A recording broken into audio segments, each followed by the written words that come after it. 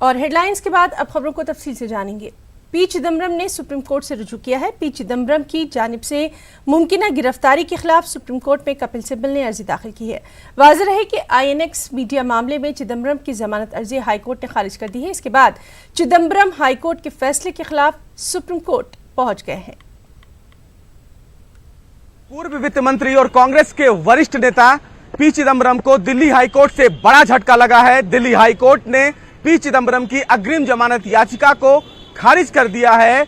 ये पूरा मामला INX मीडिया से जुड़ा हुआ है, जिसमें पी चिदम्बरम ने दिल्ली हाईकोर्ट में अग्रिम जमानत याचिका दाखिल की थी और इस मामले की सुनवाई के दौरान CBI और ED दोनों ने यह कहा था कि पी चिदम्बरम की इस केस में संलिप्तता है, लिहाजा उन्हें गिरफ्तार करके उन्हें हिरासत में लेकर पूछताछ करना जरूरी है। दिल्ली हाईकोर्ट के इस आदेश के बाद यह साफ हो गया है कि दोनों जांच एजेंसियों के हाथ अब खुले हुए हैं और वो पी चिदम्बरम को कभी भी गिरफ्तार कर सकते हैं। हालांकि पी चिदम्बरम ने इस पूरे मामले में दिल्ली हाईकोर्ट से 3 दिन का समय मांगा था ताकि वो सुप्रीम कोर्ट में अपील कर सकें, लेकिन दिल्ली हाईकोर्ट ने इस पूरे अपील पर अभी कोई आदेश जारी नहीं किया है। यानी कि ये साफ है कि INX मीडिया के मामले में पूर्व केंद्रीय वित्त मंत्री पी चिदम्बरम को बड़ा झटका लगा है और उनके ऊपर गिरफ्तारी की तलवार लटक रही है। कैमरामैन प्रहलाद के साथ Sushil Pandey, news 18 Delhi. He rejected stay. Now we have come to court. We requested the Chief Justice. He said, "You please move the senior most judge tomorrow morning." उधर अयोध्या मामले पर सुप्रीम कोर्ट में समाअत का सिलसिला जारी है। रामलला बराजमान के वकील ने बहस में शिरकत की। CS वैद्यनाथन रामलला बराजमान की तरफ से पैरवी कर रहे हैं। उन्होंने कहा कि मुतनाज़ा ढांचा मंदिर तोड़कर तामीर किया गया था। उन्होंने मजीद कहा कि महकमा आसार कदीमा को जो सुतून मिले हैं उसमें मंदिर के आसार भी पाए गए हैं। सोशल मीडिया प्रोफाइल को आधार से जोड़ने के मामले में सुप्रीम कोर्ट ने मरकज, ट्विटर, गूगल और यूट्यूब को नोटिस जारी किया है। फेसबुक की अर्जी पर सुप्रीम कोर्ट ने यह नोटिस जारी किया है। मुख्तलिफ हाई कोर्टों में जेर इल्तिवा केसों को मुंतकिल करने की अपील की गई है। फेसबुक ने सुप्रीम कोर्ट से अपील की है। इस मामले पर आइंदा समाअत 13 सितंबर को होनी है।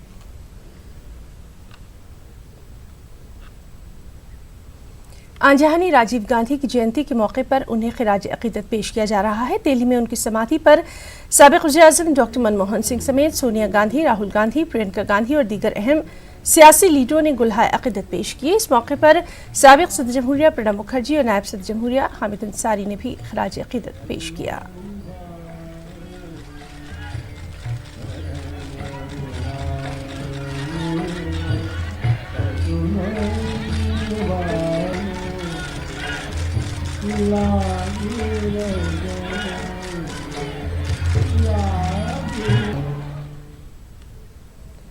आज साबिक़ वज़ीर-ए-आज़म आंजहानी राजीव गांधी की 75वीं जयंती है। राजीव गांधी की पैदाइश 20 अगस्त 1944 को हुई थी और मुल्क उन्हें आज खिराज पेश कर रहा है। राजीव गांधी की जिंदगी पर पेश है मुख्तसर रिपोर्ट।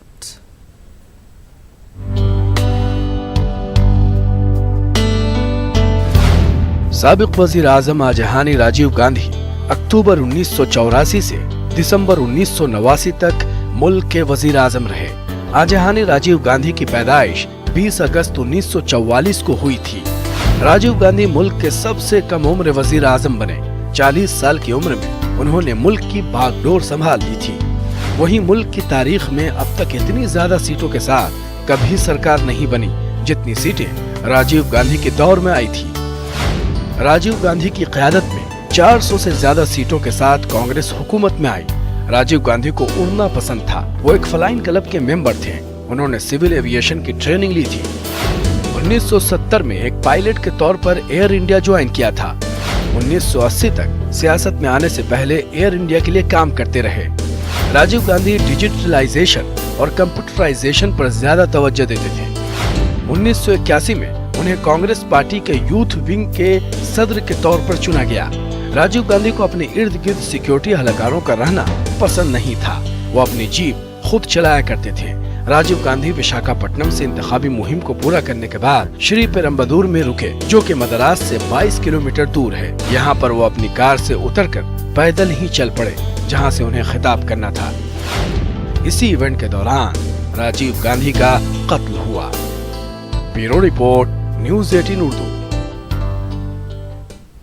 मरकजी हुकूमत के जरिए तलाक सलासा के खिलाफ बनाए गए कानून को दिल्ली हाई कोर्ट में चैलेंज किया गया था और आज इस मामले में सुनवाई हुई। कानून को चैलेंज करने वाले एडवोकेट शाहिद अली ने कानून पर सुनवाई के बाद एतराज किया और कहा कि कानून ने सुलह के तमाम रास्ते बंद कर दिए हैं। मामले की अगली सुनवाई 14 अक्टूबर को होना है। पिछले दिनों ट्रिपल तलाक कानून लाया गया था, लेकिन उस कानून को दिल्ली हाईकोर्ट में चैलेंज किया गया था। आज इस मामले में सुनवाई हुई है। हमारे साथ कानून को चैलेंज करने वाले शाहिद अली एडवोकेट साहब मौजूद हैं। क्या हुआ और क्या आपने कहा? सर, तकरीबन आधा घंटा बहस हुई और आधा घंटे बहस होने के बाद इत्तेफाक से 5 बज गए तो ऑनरेबल कोर्ट ने कहा कि हम इसको एडजन कर रहे हैं, इससे ज़्यादा हम सुन नहीं सकते हैं। अगली तारीख ऑनरेबल कोर्ट ने दे दी 18 अक्टूबर की, तो जो सुनवाई है उसको मुलतवी कर दिया है। हमारा जो मेन थ्रस्ट था इसमें वो यही था कि ये जो आपने कानून बनाया है सज़ा देने का, ये कुरान की आयत नंबर 228, 227, 228, 229 सूरह अल-बकरा चैप्टर 2 और आयत नंबर 35 सूरह निसा और चैप्टर सूरह तलाक जो चैप्टर 28 में है इन सब की खिलाफ वर्जी है। और चूंकि हम इस मुल्क में भारत का संविधान को मानते हैं, भारत का संविधान है जो हमें आर्टिकल 25 में एक गारंटी देता है हमें अपने रिलीजन को मानने के लिए, तो ये सीधे सीधे उसका उल्लंघन है, इसलिए इस एक्ट को ख़त्म किया जाना चाहिए। देखो, एक चीज़ है जो सारे के सारे लोग भूल रहे हैं, उस चीज़ को हमने उठाया है कि एक बार में 3 बार तलाक कहने से भले तलाक नहीं हुआ, सुप्रीम कोर्ट ने कह दिया तलाक नहीं होगा, लेकिन एक तलाक तो मानी जाएगी और एक तलाक मानी जाएगी और 3 महीने तक यानी 3 मेंस्ट्रुअल पीरियड्स तक अगर कंप्रोमाइज़ नहीं हुआ तो वो एक तलाक ही अपने आप में काफ़ी होगा शादी को ख़त्म करने के लिए। तो जब आपने इस पे तो आपने कोई कानून नहीं बनाया कि साहब 3 महीने में कोई आर्बिट्रेशन करवाया जाएगा या कंप्रोमाइज़ करवाया जाएगा, आपने सीधी सीधी सज़ा का प्रावधान कर दिया, यानी कि आपने तमाम रास्ते कंप्रोमाइज़ के बंद कर दिए। आज इस मामले में सुनवाई हुई है। देखना यह होगा कि 18 अक्टूबर को इस मामले में फिर से सुनवाई होगी तो हाईकोर्ट, दिल्ली हाईकोर्ट इस मामले में किस तरह का हुक्म देता है। कैमरामैन जगदीश गौतम के साथ खुर्रम शहजाद, न्यूज़ 18 दिल्ली।